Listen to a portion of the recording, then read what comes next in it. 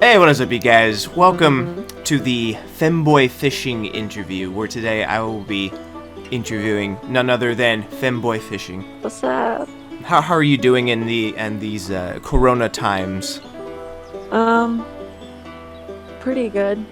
I live in a really rural area, so we don't have very many cases and things, and everybody's kind of spaced out from each other, so Oh, that's good. At least that's good. we all get along out here, I guess. Yeah, as long as you're not getting close to the action there, that's fine. All right, let's get on. Let's get on with the first question here. For those of you who have seen my first interview, you'll know I'm not the best interviewer, but I will try my best here. But very first question here is, what gave you the idea to combine femboys and fishing into one concept, into one channel? Well, it kind of started as a joke. I do a lot of cross-dressing and like cosplaying on my pastime, and I love fishing. I've always grown up loving fishing, and I've always been around it. And I was joking around with my brother one day, and I was like, "What if you made a thing called Femboy Fishing?" And he's like, "That's ridiculous." And I'm like, "No. What if you like dressed up in a skirt and went out and went fishing?" And I thought the idea was genius. He thought I was joking, but I actually took it seriously, and I made the channel. And then after I made the first episode, I was like, "Oh my god, I can't believe I actually like did this. That this is a thing I made." And but yeah, it's pretty fun, and I don't know. It's kind of a dumb idea I came up with. Well, I mean, this dumb idea worked. You know, you basically caught lightning in a bottle. I suppose it did, yeah. Yeah, you caught Twitter by storm there. When I first found out that femboy fishing was a thing, I was like, wait a minute, hold up. I think someone shared a screenshot, and then afterwards I did a little bit more research, and I went on Twitter, and I saw a lot of people were like freaking out. It was like, oh, I gotta check him out. And surprisingly, Yeah.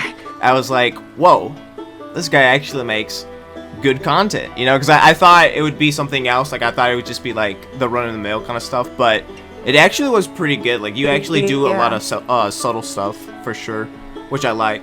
I think in the beginning of your videos, you do that thing where it's like you kind of like show the environment, which I really enjoy. I think that's definitely really good with that. Oh yeah. But speaking about your channel, what do you plan to do with your channel moving ahead? Well, I've had a couple ambitious plans. I'm going to be moving to Alabama soon, about next month, and I'll be living with my boyfriend who lives there, and we've been saving up a lot of money, so I'd like to actually like buy a boat and invest in some good equipment and take it kind of one step up. And there's a lot of bigger species of fish down there, so I think it'd be funny if like I did a video where like I cosplayed Felix Argyle and caught like a huge alligator gar or something that's like the size of me, or just crazy stuff like that. I'm planning on dividing them out into seasons. So like season 1 are all the episodes I'm doing right now, and that'll probably go to episode 10 or 11. And then once I move, that'll kind of start season 2. So, and then season 2 I'm planning on it being a little more crazy with crazier ideas, but I'll have more money at my disposal, and I'll be able to do more things, I think. And with you know, like if you do get like more money and stuff like that, do you plan to like get like a small crew going? Do you plan to like get more people involved with the production of the videos? I mean, I might. There's been some people who have messaged me who actually live around the area that I'll be moving to, and they want to like be in the videos and collab or help me with them. So I might have some people that'll come on here and there and help me make the videos. For the most part, though, it's probably just going to be me and then maybe my boyfriend, just kind of going out into the woods and filming. I want to keep a kind of chill aesthetic to it. Like, the video ideas will be weird, you know, of like me cosplaying a crazy character and catching a crazy huge fish, but you know, the general premise of it being sort of chill with the, you know, with the scenery and the noises of nature kind of in the background, all of that I plan on staying the same, since I think there's kind of an aesthetic to my videos that I'm starting to like, with that sort of, you know, like chill type atmosphere, I guess. Yeah. And I feel like a lot of people actually really enjoy that kind of atmosphere as well. That kind of aesthetic of just hearing the, you know, the nature, the birds, and the wind rustling through the trees. Because originally I thought maybe the video might be a little better with music, but then I realized no, because that would drown out the ambiance of the area. So I feel like it's definitely better without music. That's what I was thinking. It kind of reminds me, I don't know if you've ever heard of this channel. There's a channel I watch a lot called Primitive Technology, I believe is what it is. And I haven't heard of it. It's this guy in cargo shorts with big muscles, and he goes out and he builds like clay huts and stuff. But when he's doing the videos, he's completely silent, and you could just hear nature in the background and everything. And he's just building these huts and stuff. And I kind of saw that, and I'm like, there's kind of a relaxing quality to that, and I think you get that same sort of thing with my videos. It's just, I don't know, it's just something you can kind of vibe to, you know? Yeah, no, for sure. When I was watching one of your videos, just by just like listening to it, it definitely had that aesthetic. It was just very, very calming. But another question that I have here is, fishing is a seasonal thing, right? Or is it like you can? Yeah. Okay, so like. I mean, it kind of depends on where you live. Like, if I lived more north in the U.S. towards like Canada, then it would definitely be a seasonal thing. In terms of, you know, you catch certain fish certain times a year. Where I'm moving is more south, so the summers are a lot more hot, and the winters are a lot more milder. So I'm more likely to catch fish in the winter than I would be maybe where I live right now, where I live more in the Midwest, and we get very cold winters where it's harder to catch some of that stuff. So I think there'll definitely be a lack of future episodes in the winter. Like, there won't be as many. I'll still be able to fish for some things, but because the water will get colder, the fish will be a little more inactive. But the winters aren't so harsh that I still can't film. But for the most part, probably spring and fall is when I would be the most active, since that's when the fish are the most active. But I'll be trying to do stuff all year long. Is that another reason why you're trying to do the kind of seasons things, like kind of like season 1 and season 2? Does that have anything to do with it? Yeah, that would definitely go along with that. Kind of to go along with the season thing there. With each season, do you plan to do like different things, kind of like move to different locations for each season, or is it like, how's that gonna work? I was thinking that for the most part, you'll kind of have like a gap of episodes. You'll have like, let's say you have like 10 or 15 episodes, and then at the end of that amount of episodes, there'll be like a finale for the season where I'll go off and do something.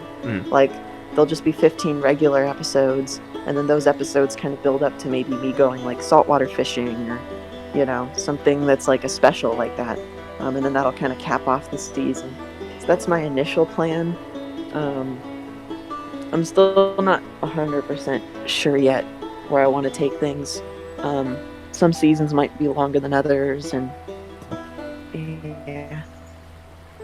That's definitely fair. Do you plan to do any kind of like filler episodes where like at one point you're like, I'm not gonna fish, I'm just gonna walk around or do something different? I could definitely do that. There might be some episodes where maybe I'm just taking a hike, or, you know, doing something else. Because sometimes I go to places that are generally really pretty, and fishing isn't all that there is to do at certain places. But for the most part, I'll try to keep it focused on fishing, just since that is kind of like half the channel. So that's definitely fair. Yeah, I can definitely understand that. But you know, we all have dreams, right? Like, we have a lot of dreams, a lot of things that we want to try to get here. So what would be that fish that you Did you always Yeah. said to yourself, I've always wanted to catch that specific kind of fish? Well, there's a couple. Right now, the big fish that I want to catch is an alligator gar. If you go to Bass Pro Shops, at least the one that I go to, they have this huge tank, and it's full of like these alligator gar. And I mean, they're massive. Like some of them are twice the size of me, and I really want to catch one. Um, I'm planning on doing that for a future episode, but I'm probably gonna have to go to maybe like Texas or one of those states that actually have those huge gar. So that would probably be some kind of season finale, but I'd love to catch that. As for saltwater, I would love to catch like, I guess it's a shark. Like I think it'd be cool to catch a huge shark or something. That would be kind of interesting for an episode. I'm still looking at saltwater fishing though, because I'm not as experienced in the realm of saltwater fishing. I don't know about the fish types and species and things that you might find there as much as I do freshwater, but Is fishing for sharks legal? Is that a thing that people can do legally? I'm not sure. I've seen lots of fishing videos of people fishing for sharks. I'd have to do more research on it. If it is illegal, then I won't worry about it or concern myself with it. But if it is, I'd like to try it, I suppose. And you're the kind of fisherman that like catches fish and then releases them, right? Yeah. For the most part, like if I go out with friends, like there's been some instances where I'll be like with my family and my friends, and we'll go out and we'll catch a bunch of fish, and they'll cook them and they'll clean them, and that's fine to me. I don't have a problem with eating them. I just don't like killing them. Oh, okay. Okay, now I understand. Okay, yeah. I believe you said something in. Yeah. It was either in your live stream or one of your episodes that you said that you don't. When you catch the fish, you don't necessarily, kill them. But now I understand. Okay, that was definitely one of those things. Yeah. Let's see. This is going to be a good question here. In several episodes, you mentioned an incident where you ran across a farmer that chased you off, like I guess a part of a property or something. Can you elaborate more on that situation? Okay, so in between episode 2 and 3, there's this one river which is kind of close to my house. It's actually the same river that episode 7 was filmed at. And, before I go filming in certain Femboy fishing locations, I'll go to those places first to see what they're like before I fish there. Just to see like if there's anywhere I can park legally and everything else. Well, there was this... I guess there's this one stretch of land along this river I go to that's close to me. And it's like this big, long farm field strip that just follows the whole river. And there's all these sorts of like access roads to it. Like there's all these dirt roads that lead down to the river. And there's no signs, there's no gates, there's no anything. And this part of the river is so close to where it comes into the lake. I thought that it was owned by the state because the area that's around the lake is owned by the state. So in between episode 2 and 3, I parked there and I went fishing and I came back. And when I came back, there was this one farmer there and he started yelling at me and he's like, you better not come back on my land and all this other stuff. He called a tow truck company, but I guess I was able to get out of there and get my truck out of there before they showed up. So after that, I stayed away from that one spot where I found him. Well, I went downstream and I saw another field with another access road, and it was so far away. I mean, it was like 1.5 miles away. I assumed that farmer didn't own it, and it was so close to where the lake kind of comes in that I assumed, okay, this would be a good place to park too. So I came down there, and then that's where I filmed episode 7. Actually, I went there twice. I went there the first time to check it out, which is when I took pictures of it, and then I went down there for episode 7. And I saw that same farmer in between a couple of clips. I went to move to another spot, and as I was doing that, I saw that same farmer on a tripod. I saw that same farmer on a side-by-side driving down the road, and he looked like he was driving towards me, so I like flipped out and ran away.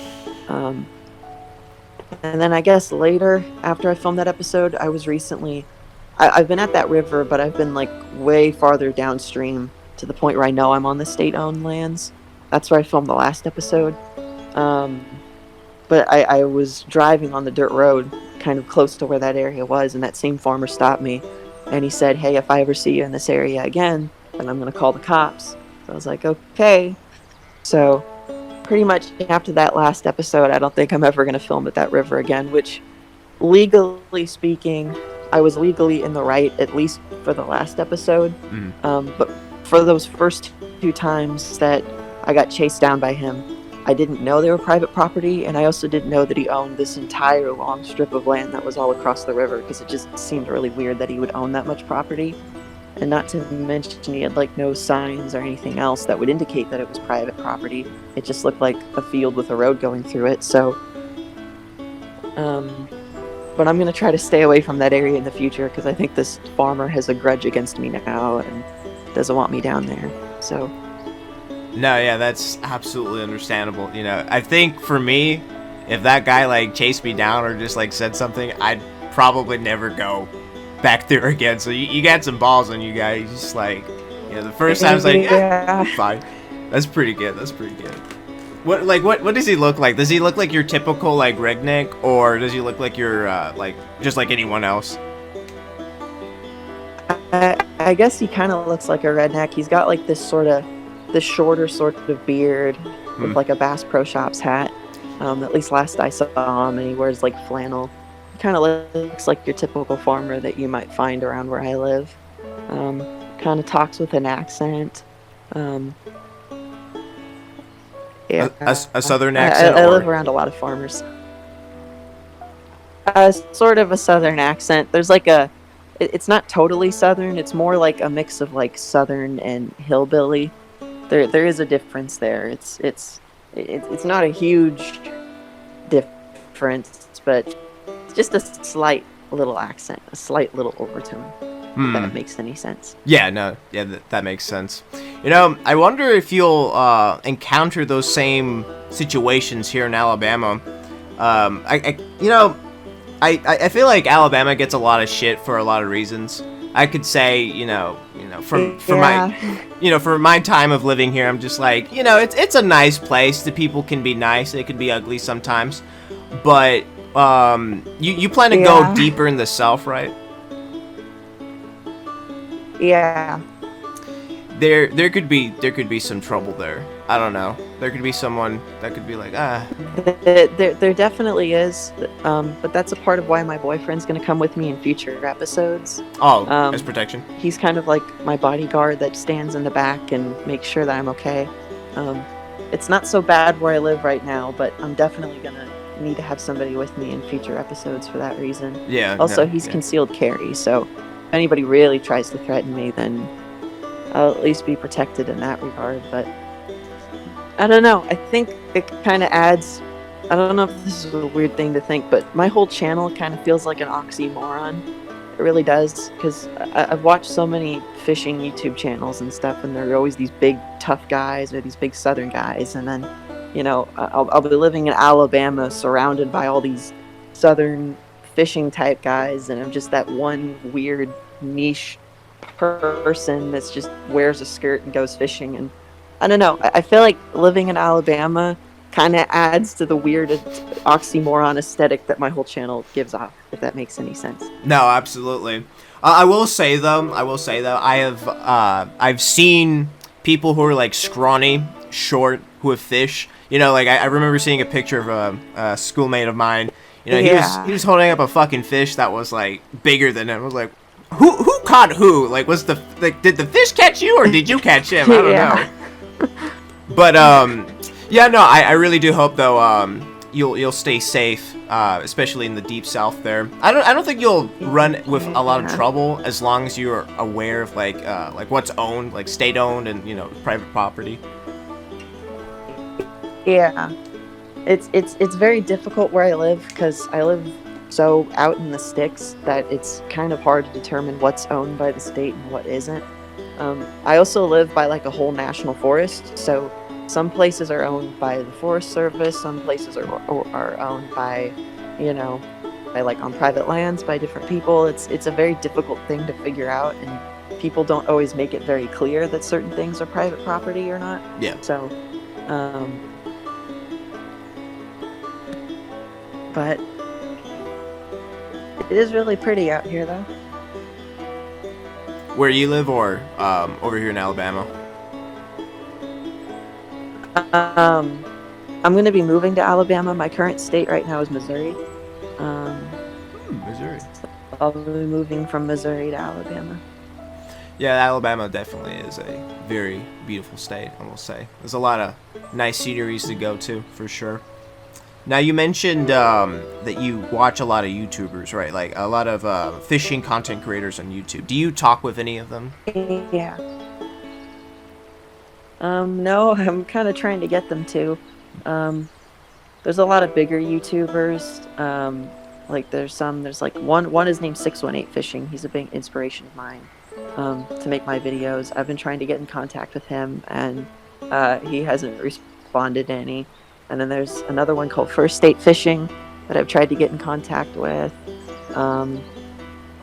There's a bunch. There's one, John B is probably the biggest, and I don't think he's ever going to message me back. But yeah, I mean, there's bigger YouTube fishermen that I've tried to make some contact with, but I don't think they're very interested in doing any videos with me. Well, I think maybe that would change later on. I feel like maybe one day they might hit you up and be like, hey, let's collab. Let's go out fishing. Maybe. Do you think, since you made your channel, there will be others who will be like, oh, I could probably take a slice of this Femboy fishing cake? Like, people do Femboy fishing stuff? Yeah. Well, I wouldn't be surprised if somebody tries to do it. There already is a Femboy cooking channel that was inspired off of Femboy fishing, and I'm friends with him. So I don't know if it'll so much be like other Femboy fishermen making channels as much as it'll be now we're gonna have like Femboy everything. Like, there'll be Femboy welding, there'll be Femboy art, there'll be Femboy whatever. We're gonna have this long spiel of all these Femboy channels, you know. I think it's great though. Yeah, I mean, like, if there's a market for it, I can definitely see a lot of people, you know, supporting this kind of thing. But speaking about femboys, you know, there are a lot of stereotypes when it comes to femboys, and I just want to ask a femboy here: are all femboys racists? No. I think that stereotype came from the fact that, like, there was a lot of femboys who were part of the alt-right, which I don't even try to associate myself with that, or even very many things politically. Oh, that's fair. But yeah. As for me, anyway, being a femboy, I accept everyone of any color or any gender. I really don't mind. Just be nice to me, and I'll be nice to you. So. That's fair. Yeah, like I just see like a lot of memes of like people saying like, you know, if you're a femboy, you're a racist. It's like at one point I was like, is that true? But you know, having you say like, no, that's not true. I mean, like that's I guess good to hear for sure.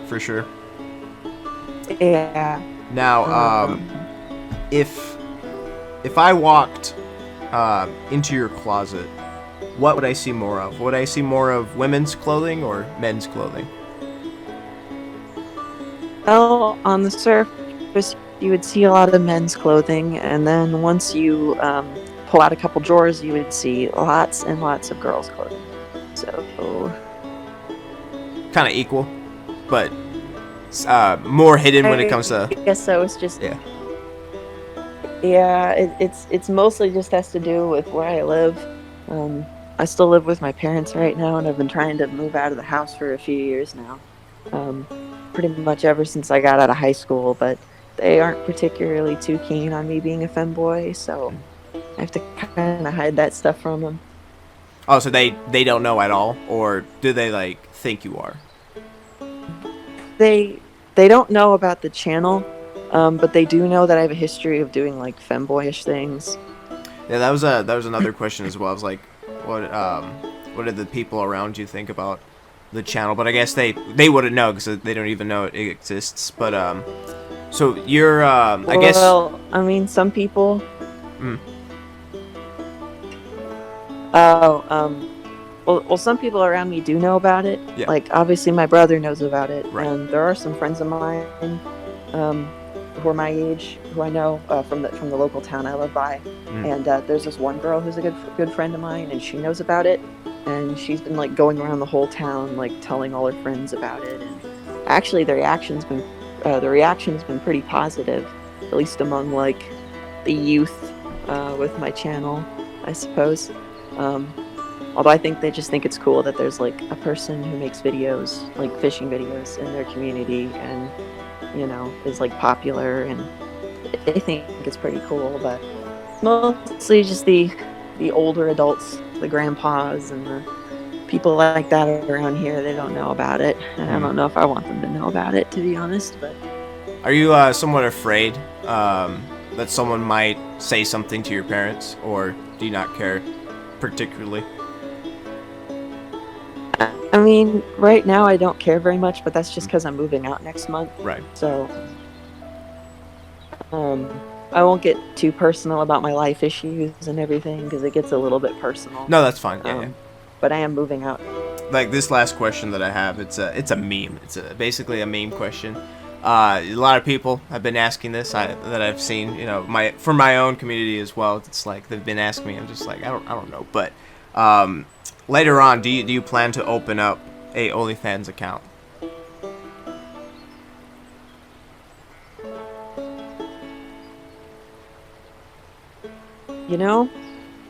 Maybe. I'll just say maybe because I've been thinking about that for a long time. That's all I'm gonna say about that is maybe. I feel like a lot of people would enjoy it. I'm not gonna lie. I mean, even if you just tease them, I feel like they would really enjoy that. I mean, yeah.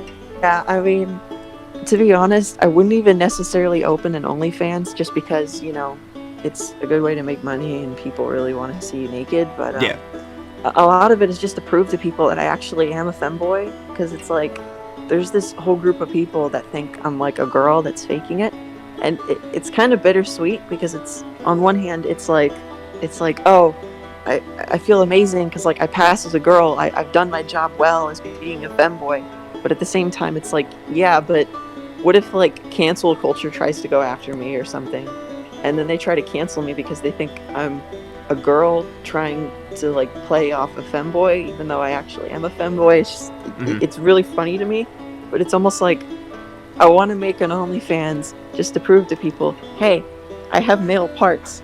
I was born male. How do I? Where would you even do it? Like, would you do it outside or would you do it indoors? Oh, I guess either. I mean, I could do it outside to play onto the whole like femboy fishing thing, but at the same time, outside is kind of muddy and gross and mosquitoes. Let's not forget about that. Yeah. Oh yeah, the mosquitoes get really bad in my episodes. Oh yeah, no, I remember seeing. I think he used a recent episode where I just saw like fucking mosquitoes everywhere. I was like, that would be just an absolute nightmare for me. Like, do you wear like a lot of like Yeah. bug repellent stuff like that, or do you just go in there just like whatever? Well, sometimes I'll like spray it on my legs or something. I carry a can of bug spray with me if it gets really bad. But I think I was fortunate to have the gene, I guess, where bugs just aren't that attracted to me. Because like I mentioned my brother, he'll go out in the woods for like 5 minutes and get covered in mosquitoes and ticks, and then I'll go and do the exact same thing and only get a little bit. I don't know if there's something about me that maybe they just don't like, but it doesn't mean I don't get them. It just means I don't get them as much as I think other people do. So I don't worry about it too much, but there has been a couple situations in some episodes. You might see clips of me like flicking off a mosquito or something just before I cast, because they're just everywhere and they can get annoying. To go back on the femboy thing, there's a question I think I left out or just forgot to write down here, but it actually intrigues me. when it comes to your voice, is that your legitimate voice, or are you, you know, kind of, you know, kind of faking it a little bit with the voice? I mean, it used to be. It used to not be my legitimate voice. Back when I was in high school and I started to kind of start being a femboy, um, I started raising my pitch. I was dating my ex-boyfriend at the time, and like I would raise my pitch for him because I guess he liked my voice being lighter. Um, but I would raise my pitch, and then I got so used to doing that to the point where my voice just kind of started to do this. Sometimes I'll drop my voice, so I'll sound a little more like this instead of like this when I'm like talking to people around here. Because if you talk more feminine around them, they tend to look at you weird. Yeah, that's Um, true. but yeah, for the most part, this is kind of my normal voice. It can sometimes drop or get higher, but I've gotten so used to talking like this now. That's actually pretty cool. Like for me, I thought for a second it was like kind of forced to play on the whole femboy thing. Like I tried replicating it, but Yeah. I couldn't. I fucking couldn't. It just sounds like I'm just mocking someone. You know, like that kind of like the nagging voice, like nee, nee, that's just me. I'm just like I Yeah. can't do that. No. I mean, I can try to get lower. Like, I've been trying to do like a Joe Swanson impersonation. If I ever like, if I ever decide that I want to be trans or something, I think it'd be hilarious to be a girl walking around in public, and then when you like sit down at a restaurant, somebody would be like, you know, be like, "What would you like to drink?" Yeah, I'd like a Coke. You know, something like that. That would actually be really good. You know, that actually reminds me of a video of some guy like I think he was in some like anime convention, and he sees someone who's like a cat girl or something, like a Nico, and he goes like, "Oh, you're cute. What's your name?" And like in the manliest You're voice welcome, possible. bro. It was like, "Oh shit, I'm gonna kill my." It was fucking hilarious, dude. Just like the entire interaction was like I've 6 seen seconds. that. That's great. It was wonderful. Oh man, like if you actually can pull that off, that would actually be really fucking great. That would be like a really great what do you call it? Like a party trick for sure. Yeah. Well, that's basically yeah. That's all the questions that I have. Again, thank you so much, Aaron, for joining me in this interview. Is there anything you wanna? Thank you. Is there anything you wanna plug in, like any social media? Well, you can follow me on Twitter. It's Femboy YT, Femboy YouTube, Femboy YT. On Instagram, it's Femboy Fishing. And yeah, and then of course my YouTube channel, Femboy Fishing. So go subscribe to that. Do whatever you need to do. Comment, like, turn on notifications, all that stuff, and yeah. Well, all right. Yeah, you heard him. Make sure you go to his channel and subscribe. You are demanded. You got to. You got to. If you're not, you're missing out. He makes some really great content. I'm not even fucking kidding. He makes really great content. But ladies and gentlemen, thank you so much for joining us today in this great interview. Again, thank you for joining us again, Femboy. Thank you. I appreciate you having me on.